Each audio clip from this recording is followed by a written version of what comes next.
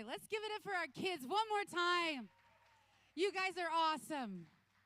You guys are so great. I love watching you every Sunday when you're in here or you're out back in Life Kids or you're playing on the playground. It's so awesome to see you guys love the house of God, and it's awesome to see a church that embraces that for our kids, that we let them get up here, we let them dance, and we let them worship, and let them learn how to serve in the house. So thank you guys for being a church that supports our kids. You guys are awesome. I love having you in the sanctuary today, and I've got some notes just for the kids, the elementary kids, okay? So parents, you can pay attention if you want to this part. But kids, if you can come up to me after church and tell me one thing that you learned today, I'm going to give you a pom-pom for the pom-pom jar, okay? All right, so adults, just so you know, we're earning a party back there. And when they come and they do stuff, they get to earn pom-poms. When that jar is filled, they get to have a party. So everybody's got their listening ears on, elementary kids? All right, grown-ups, you don't get a pom-pom, but I would like you to learn something today too, all right? So we've been in our series, the Marriage on the Rock series, for the last several weeks, and today I am going to be wrapping up our last message on this series, and it is about parenting and being married, doing them both well at the same time, okay? So we're talking about how to parent in your marriage. If you don't have kids, you still have kids in your life.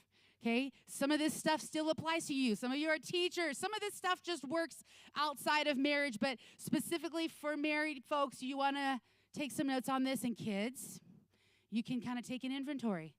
You know, don't give your parents a hard time, but you can see how well they're tracking on this stuff. Okay, all right. So one thing I think it's important to know that this is an important topic because you grow up expecting you're going to have kids, and it's just going to be this great, easy thing, but as anybody knows, it's not, right? And it starts when, as soon as you get pregnant, all the attention shifts to that baby. It just happens, and it's really, really easy to let the baby and the kids and the teenagers all become the primary focus of your life, and you let your marriage go onto the back burner, and it's very easy to think, well, we'll refocus on our marriage later. We'll get back to each other once the kids are gone. But that's not really the way it works. It's God's desire for you to be both a great spouse and a great parent simultaneously, okay? And so today, we're going to look at 3 principles to help you succeed with both marriage and parenting, all right? All right, we're locking in, kids? All right, here we go. All right, so the first thing that we want to talk about, the first principle, is that marriage precedes children in priority, okay? And have you ever heard somebody say, nothing's more important to me than my kids? I have, and I'll be honest, it's almost always women, right? It's almost always the moms, and I've heard moms say that in front of their husbands, right? Like, how rude. Like he's sitting there and, okay, I guess they're more important than I am. All right. But so when Brian and I were youth pastors back in the day, when we were still a lot younger and thinner, we had this lady I was thinner. Just kidding. He has thrown me under the bus this whole series. Every week he has thrown me under the bus, so I get to wrap it up, okay? So you got my back on that, okay? All right, so we had this lady that was at our church, and she would always my kids are the most important thing. And we didn't have kids, so I didn't have a point of reference yet. But even now, I would still feel this way. It was so dramatic. It was like she would get sappy and emotional. My kids are just so important. They're the most important thing to me in the world. And we were like, okay, yeah. And while that sounds, probably like it's a good thing, it's really fundamentally wrong. There are 2 things that have to be more important to you than your kids if you're going to have a successful marriage and be a successful parent. And it's because of the law of the priority in marriage.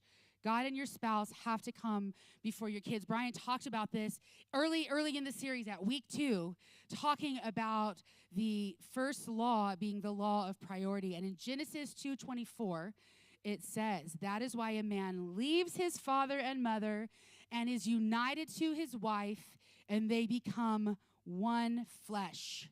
Marriage requires you to prioritize relationship with your spouse above relationship with anybody else, above anybody else, and that includes your kids. Your personal priority has got to be your spouse, and your priority before your spouse has got to be God. When these things get out of order, I promise you, you will feel it. It becomes this uncomfortable kind of weird tension, and sometimes it's hard to figure out, but I know for myself personally, when my priorities get out of alignment, it almost immediately has an impact on the way that I am with Brian, the way that I lead, the way that I am with my kids. It is almost an immediate impact, and vice versa. It's like as soon as I'm like, okay, hold up, let's pump the brakes, let's fix this, everything comes back into alignment. I'm like, like this is how it's supposed to be. It matters, that law of priority. And the lady that I was telling you about, she ended up divorced. Her husband was nowhere near priority for her.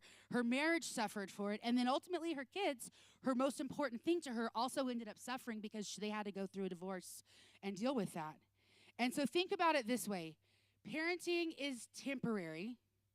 You're always a parent, but the act of parenting, the task of parenting is temporary. You're going to eventually give your kids away. Some of you are already in that bliss of, just being grandparents. You can love them and send them away. But the rest of us, eventually, we're going to send them off to college. They're going to have a career.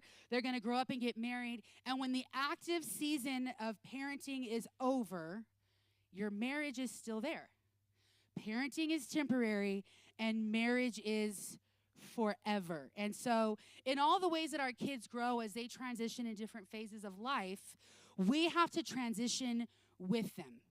I have a friend, her name's Melissa. We met in college. She's awesome. We're the same age, but we're in very different phases of life, okay? Her oldest is 6 years older than my oldest, okay? And so that means her youngest is 12 years older than my youngest. We were laughing last week because her youngest is going to be a senior next year. My youngest is going to be in kindergarten. Okay? Like, she's almost an empty nester, and I'm nowhere near. In fact, we tell Olivia she never gets to move out because we're going to be too old. She's going to have to stay and take care of us because that's where we're going to end up. But I remember one of the things that she talked about when her kids were becoming teenagers was how she had learned to transition with her kids because you can't parent a 12-year-old the same way you do a 2-year-old. And she told me, everybody always talks about how parenting teenagers is hard and it's the worst part of parenting. She said, but I believe it has been my most favorite part of parenting because we've grown and we've learned how to do this together. And so I remember hearing that, and I remember thinking, I want that for my family too. I want to enjoy my teenagers as much as I did my toddlers. That's an important thing. And it's funny because we were, just Brianna, our oldest, started middle school this year. And that was kind of a rough transition for all of us, okay? And we're just a couple weeks into it, and she and I are just like nonstop. And Brian was like, you need to chill out. We are too early in this game we're not even like full thrown into teenage years yet. You need to simmer down. You need to simmer. And he was right. And it made me remember what Melissa had talked about was, okay, I need to remember that she's not a baby anymore, okay? I need to transition with her. And so does it mean that we're going to be perfect as we're transitioning and growing with our kids? No, it's not always just going to be smooth sailing.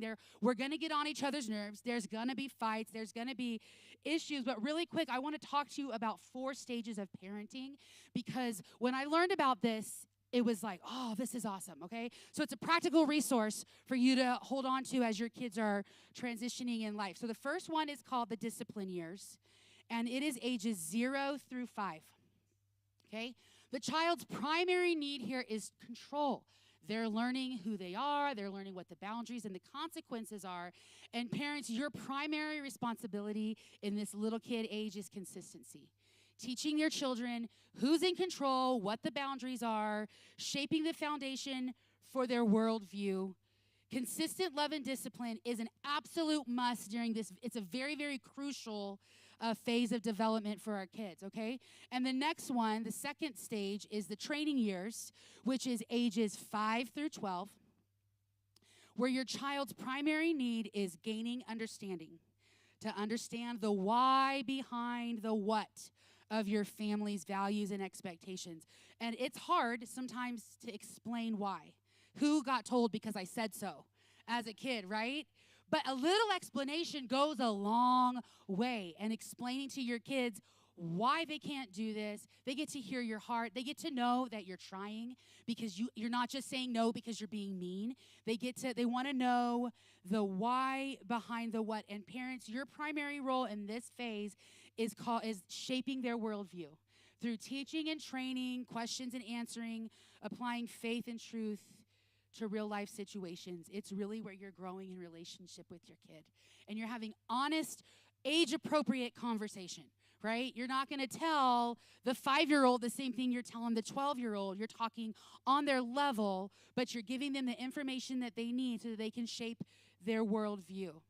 All right, the next stage is called the coaching years, ages 12 through 18, where the child's primary need is loving guidance. This is where they start to earn some freedom. Kids, this is where you start to earn that freedom, and mom and dad loosen up the ropes a little bit, all right? Because you're earning trust, and you're going to let them guide you from the sidelines, and now you get to know some of the plays, how to practically live out your faith.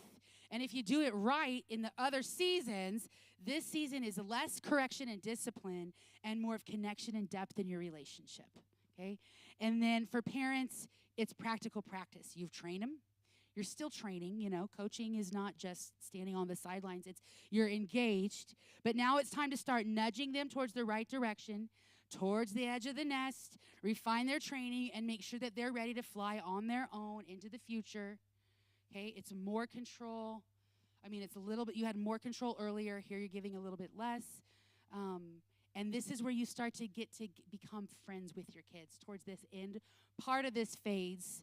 And then at phase 4 is the friendship years, 18 and up, the adult phase. This is where you can be best friends with your kids. I've heard people say, "Oh, my kid's my best friend." I'm like, no.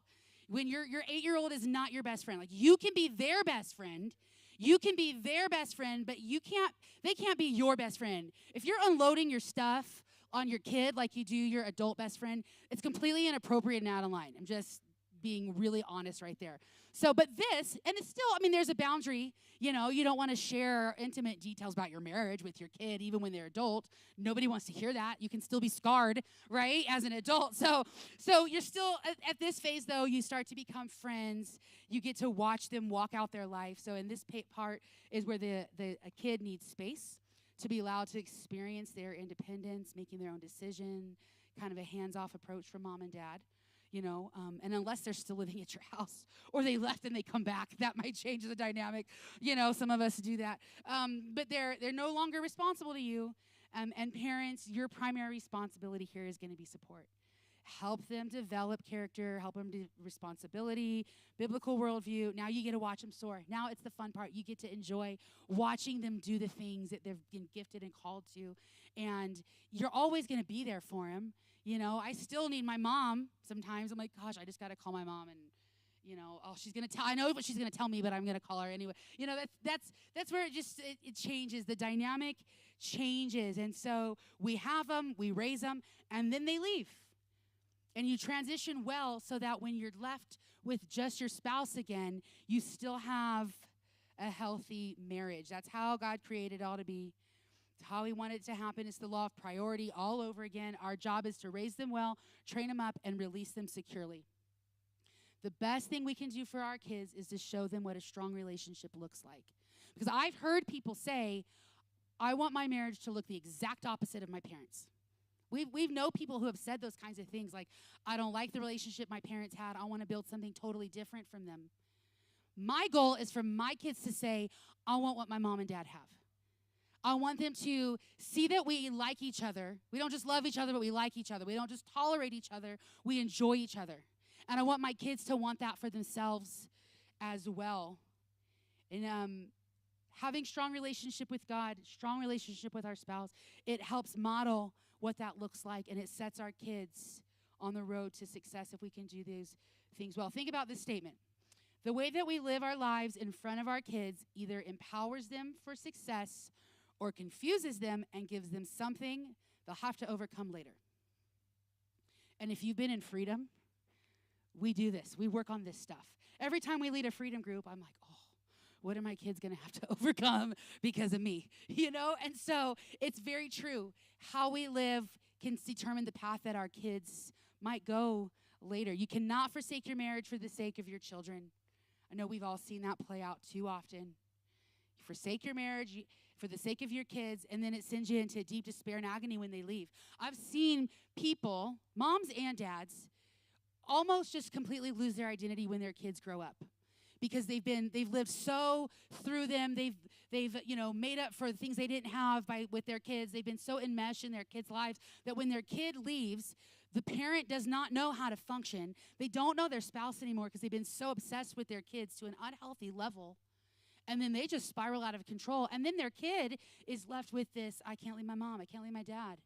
That is so unhealthy. And at this point in time, like if you've got that unhealthy balance with your kid, it becomes to be a problem where people spiral into depression. Divorce rate skyrockets at that point in marriages a lot because they don't know how to be connected together anymore. And then you start to resent your spouse and then try to hold on to your kids and become emotionally distant from your spouse, clingy to your kids. It really drives everybody nuts. It's really, think about how your future in-law is going to feel if you're that person. They'd be like, I'm out. This is not what I signed up for. But so I want to give you some 3 ways to establish and protect proper family priorities. And the first one we want to talk about quickly is to establish healthy disciplines and traditions. Things that are important for your family. One thing that our family does, I mentioned this last week, but Valentine's is become like a family thing for us. It's not like the movie kind of idea of Valentine's Day died a long time ago. And so we've just made it a family night, you know? And so it's become this thing where we make fondue at home. The girls get dressed up. They dance with dad in the living room. The dog joined this year. He's trying to dance with dad in the living room, you know, and they play music. And then a few years ago, they wanted to watch our wedding video. And so now that's become part of our Valentine's tradition. We try to be like, oh, let's just skip it. No, they want to watch the Valentine's video. They want to see it. And so that's just become a really big, you know, family tradition for us. Family nights are so good, you know, game nights, things like that, that just become a part of your family culture. And another thing is vacations and trips. I know a ton of us just did that on spring break. The other half of us are planning summer breaks. And so it's good to get away as a family, away from the busyness, away from the distraction, and just be together as a family. When we were on our trip just a few days ago, we were talking about what's our next trip going to be. What are we going to do? How are we going to, you know, spend our time together? And then we do one as a family and then at least one as a couple. Every year where we just get away, our kids stay with grandparents, so they're cool. They're happy. You know, Brian's mom stayed with the kids a few weeks ago when we went out of town. And Olivia didn't have to go to school the whole week, you know, because grandma couldn't handle dropping her off. You know, like there's perks to having grandparents stay with the kids. And so it's important to get away and reconnect as a couple. We were talking about when we're going to do this fall. It's important to plan it. Don't wait till the last minute because then you can't afford it or something's, you know, going to have to be rearranged. So make plans to vacation and get away. It doesn't have to be these elaborate, you know, Disney trips that are awesome, but you can't do that every time, you know. So just make it intentional to get away as a couple and as a family. And then another option, another idea is budget your time and energy like you do your money. You've got 24 hours in a day. And where it goes to is where your priority really is. And I learned this the hard way. I used to, back before I only worked for the church, I had a full-time job working for the state. And it was an insanely stressful job, and I would go work 10-hour days, and I'd come home, and I'd sit at the kitchen table, and then I'd work till like 10 or 11 at night, and I realized this is so unhealthy. Like, I'm not spending time with my kids, not spending time with my husband. I am beyond burnout, and so I was able to quit that job and come work here at the preschool, and I just made a decision, like, if it's not done by the time I leave at 3:30 or 4 o'clock, it ain't happening. It can wait, and I will say, there are seasons when, you're like, oh, I got to get this done or whatever, but that's not the norm. It is a priority for me that my kids and my family have my time outside of a computer sitting at the kitchen table. That's not quality time. That's not relationship development. We only have 24 hours in a day, and we need to make time every day to connect with God, connect with our spouse, and connect with our kids. Those are the 3 top priorities. What comes after that is up to you. However you manage that after they've gotten your time is important.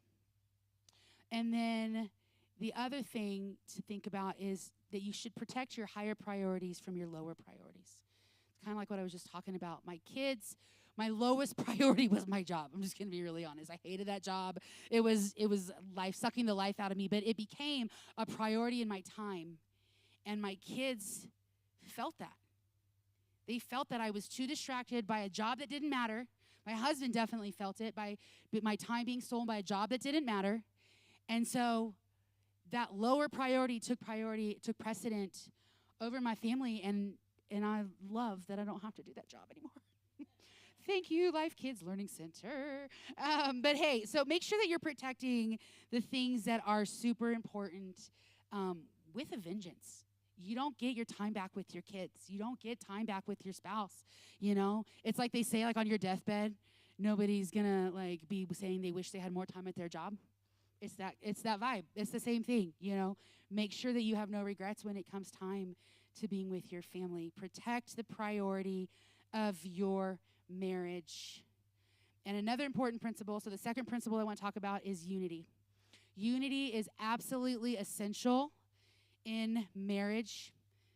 Mark 3:25 says, if a house is divided against itself, the house cannot stand. This is absolutely essential truth for every marriage. In every season of life, with kids, without kids, before they come, after they leave, husbands and wives have got to be unified. It's the 3rd law of marriage. Brian talked about this one too, okay? The 2 shall become one. Division's going to destroy your marriage. And kids know this. They're not trying to destroy your marriage, but it becomes a natural problem. Sometimes, we saw it in Brianna. She was a baby. She was like 1.5, 2 years old, and she came to me and asked for a cookie. And I was like, no, we're going to have dinner in a little bit. I leave the room, come back in, and she's got a cookie. And I'm like, where did she get that cookie? Brian's like, she asked me for a cookie. And I'm like, I just told her no. She was so, little. The little kids know what they're doing. They know, and it gets worse when they get older, right? They know what they're doing. I remember, in college, I knew who to call. When I was out of money, I was calling Dad. When I needed stuff, I was calling Mom. It was just you know who to go to for stuff. And kids learn how to work it in their favor, okay? So 4 ways that you can build unity in your marriage while parenting is always be a present and united front for your kids. Never let your kids divide you. All right? So we somehow, I don't remember where it came out, but we started calling ourselves Team Merit, way before our kids. I think it was a game night or something. We're like, Team Merit, we're awesome. And then we had kids, and actually again, Brianna, who's firstborn, so she gets all the learning experiences from us, but somebody actually gave us a diaper bag that said Team Merit on it, and so it's become our thing, our mantra. We are Team Merit, but the team captains are right here, and the players don't get to divide us. They don't get a say in what we decide. All right, it's Team Merit all the way, baby. We don't always see things the same way, and when there's a tougher situation, a parenting thing, you don't want to discuss it in front of your kids, right? These discussions happen in private. We've had those. We've been like, we got to talk. Before we go handle this, we're going to have a private conversation and figure out what the plan is, how we're going to handle this situation. And when the kids ask to do something that's big, my response is, let me talk to your dad. Think it's probably fine, but let me check with your dad, and vice versa. There are no big decisions made. And that's another one, because, as mom, maybe some of you moms can relate, I'm the primary, especially when they're young. You're the one they go to for all the things. And back in the day, some of you know this version of me, most of you do not, but I used to be super on top of it. I used to be very organized and well prepared and thought through, and I would have a plan months in advance. Now, you know that doesn't happen. I am winging it by the minute most times. Like, that version of me is gone.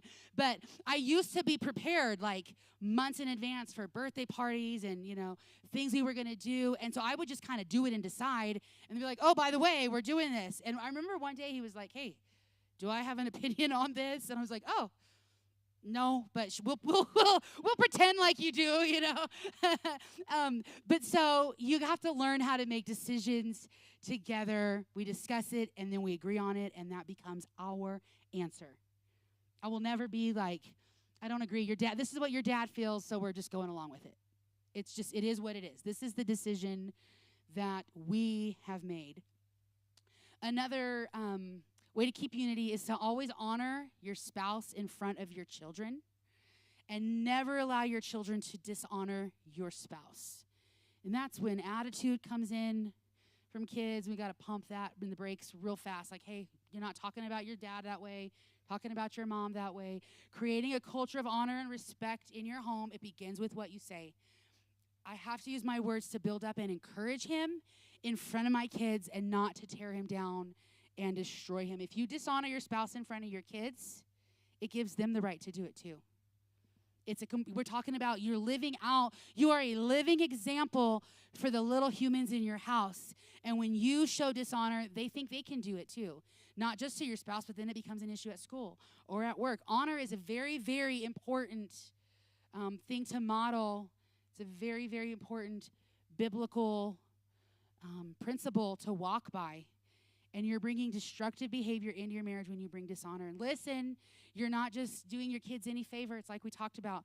You're setting them up for failure in the future, in their own relationships, because we always revert back to what we grew up with. If you aren't intentional about changing the negative stuff, that's what you revert to. And so we want to be intentional about showing our kids what a healthy, positive way of honoring our spouses. And the second part of that is that unity means we're on the same team. We are one and the same. What you do to him, you're doing to me. What you say to me, you say to him. And it's got to be honoring. I'm not going to let it slide by if you ridicule my spouse or if you come at him. We had this one time. We were in this situation with somebody. And I was really the one that they should have been talking to. But we're in this group text, and they're just blasting him. I mean, they're going off. It's like nonstop. And finally, I responded. He wasn't responding. We all know Brian is the kinder, nicer one, more patient, gentle of the two of us, okay? But I was done, and I stepped in. I was like, hey, your problem was with me. You can leave him out of it and stop now. I'm done listening to you bash my husband. And then it stopped. He immediately stopped because I wasn't putting up with it, and he knew it. And it's the same thing. If you come after me, I guarantee you this guy's got my back. I guarantee you, okay? And so you want to have your spouse's back and make sure that they know you've got them. There should never be a question on whether or not you're going to support your spouse, okay?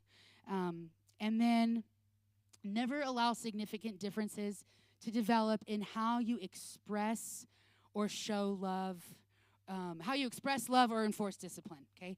Our kids need affection and discipline from both parents. Both parents. Guys, your kids need you to hug them. Your kids need you to show affection to them as much as they need it from mom, and not just when they're little. They need it when they're older, too. They need to know that dad loves them and is going to snuggle them up with a big bear hug just like mom is. It's important. Okay, studies have shown that child's emotional and sexual development is tied to the right balance of affection they receive from both mom and dad. It's important that we get this today because if you look around our world, we've got a culture of very emotionally weak and sexually confused kids. They're coming into adulthood. They don't know how to express themselves or experience life in a healthy way. And research shows that most of the time there's been a significant neglect in the area of expressed affection from one or both parents. Your affection matters so much here. And then the other part is discipline. It's not a good cop, bad cop. You can't have one parent who is the enforcer of the discipline and the rules and the other parent who's all the fun, love, and joy. That's not fair to well, the person that's the disciplined person, the love joy parent, they love it. They're fine. But that's not how it works. Did you ever get told, just wait till your dad gets home? I remember waiting hours sometimes for my dad to get home, like thinking, oh my gosh, I'm gonna get spanked. What's gonna happen? Whatever. And that's not fair, because then it was literally just all put on my dad, like to come home and be the one who disciplined me. And so it's just super important that both parents practice discipline, both parents practice affection, so that the kids don't see, oh, this parent loves me more and this parent hates me. That's not what we want. We're talking about essential elements of unity in marriage. So come together, decide what that balance is going to look like, put it in practice, and do whatever you decide together. Just be unified in your approach. It's not, oh, dad said this, so we're going to do it. This is what we've decided. This is how we're going to make decisions and be unified. The other part is, last thing that might be helpful is go outside your marriage for counseling if you cannot reach a parenting decision together. And I'm not talking about, you can go to therapy if you want to, but find godly counsel. There are parents who are further down the road than you, who've most likely walked through it and can give you some advice on what they did wrong, what they did right, what they would have done now. So it is important to find godly counsel from other people who can speak into that for you. It is not a sign of weakness, it's a sign of wisdom to get advice and help from others, okay? So here we've got our third principle, though, here is called that we're going to parent in faith. Parenting takes faith, guys.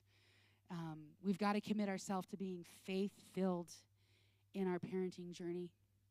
Having God at the center of our lives, He's the priority. Kids are going to challenge your faith sometimes. It's how it goes. You're going to wonder if you're called. You wonder if you're able to do this. I remember when I was pregnant, again, with Brianna, I remember praying that she would have a tender heart and that she would be sensitive to others and that she would be just tender towards others. And there was one day, I'll never forget it, we were driving in the Target. I was driving between Target and Chick-fil-A off Powers over there. We had left Target because she had just lost her mind. And she was crying and, she losing control. And it had been a phase of that. And I remember I was like, Lord, I cannot handle all of this emotion anymore. And very quickly he said, you prayed for her to have a tender and sensitive heart, and this is what it looks like in a 3-year-old. And it's up to you to nurture that and teach her how to manage these big feelings. And so you've got to lean into your faith. You've got to trust God that you are the one called and equipped to raise your kids. Proverbs 22:6 says, train up a child in the way he should go, and when he's old, he will not depart from it. Training means to show them, to live it out in front of them. It is not what you tell them, it is what you show them. If you say one thing and do another, they will catch that so fast. They will catch it so quickly. Whatever you live out in front of them, they will become. It's what the scripture's saying. And that doesn't mean there won't be challenges and difficulties along the way. We all know a lot of kids, a lot of us have had to learn the hard way. Prodigals are going to happen. And we hold fast to the faith that God gave us that they're coming home. We believe that our kids will learn to love Jesus because of the faith that we show. There's going to be challenging moments and difficult days. When you're parenting in faith, you can believe that your child will come back. That's the faith. It's forward focused. You can see what's not yet to come because of the faith that you have. And how we stay faith-filled in parenting is, one, don't blame yourself or your spouse for the problems you're going to run into with parenting. There is going to be big problems. There's going to be difficulties. Don't blame yourself. Don't put yourself down. Don't get stuck in such a funk that you can't get out of it and keep helping your kids grow forward. Okay? Don't blame your spouse. That's where the enemy gets room. When you start focusing on, oh, it's their fault, they made this mistake, disunity pops up so fast because you're only focused on the wrong thing that your spouse did. Do not blame your spouse. Blaming each other is what the enemy wants you to do. So rather than playing the blame game, start praying in faith over the positive transformation that you see for your kids and that you want to claim for your kids. Start declaring the word of God over their life. Claim the promise of Proverbs 22:6, because that's what parenting in faith looks like. And the next part of that is don't let your hardest days cause you to give up. I got a picture here. I want to show you one of my favorite pictures here. Let me get out of the way. This is a picture of a guy who doesn't know how to calm and comfort a baby. Okay, that's what's happening right here, okay? Now, I'll give you credit. Give him some credit. There are other cute, sweet pictures of him doing it well. But this is a moment where Brianna's lost her mind, and it's killing me, right? Because mom knows how to come do it. And if there were many times I had to just walk out of the room. Be like, they're going to have to work this out. Like, they're going to have to learn he's going to have to learn how to parent. She's going to have to learn to let him calm down. But if I remembered this picture always, this hard moment where he's just like, I don't even know what to do. I mean, like, it's one of my favorites to post on Facebook for Father's Day. Like, that's one of my favorites. But that picture of the heart, if that becomes, all right, you can take it down. Well, there we go. The picture of the heart, if that's all we stay focused on, we don't have faith for the future, for what's to come. And if we let the picture of the heart become the definition of what is actually happening, we become locked. We cannot move forward. The hardest days become like so frustrating, and we give up. And that's what the devil wants. He wants to come to you in a moment when it's super hard and attack your faith. He tells you you're doing it terribly wrong. If you were a better parent, your kid wouldn't act like this. If you were a better parent, they'd still be at church. If you were a better parent, they wouldn't be, divorced. If you were a better parent, blah, blah, blah. I mean, the list of lies goes on and on and on. And it's very easy to believe because our kids are a direct reflection of the work we've put in, right? Like, we feel that so deeply, and it's very easy to believe the lies of the enemy. But parenting is going to be the constant challenge because there's constant changes and phases that we have to adapt with. And that's what I was talking about earlier. If we adapt and we change and we grow with our kids, we become better prepared, because as soon as you figure out, okay, we've ironed out this phase, the next phase comes, right? And then you're no longer the expert at that phase. You've got to learn all over again. There's challenges that are always popping up. You're going to battle the moment, but stay faith-filled. It's like I said, faith is forward thinking. It is not looking at the immediate. If you're in a hard place with your kids or your family or your marriage, the hard place is not forever. Faith has us looking forward to what's to come, holding on to the promise that God's given us for our marriage, for our family, and you've got to hold on to that faith, forgetting what is behind and straining toward what is ahead. We press on to the goal. Get a picture in your mind of faith and what you want your son or your daughter to become, what you want your marriage to be. You can picture it, and it may not be what you've got right now, but faith keeps you pushing towards it. And we parent to achieve that goal. And if the band will go ahead and come, we'll start wrapping up here.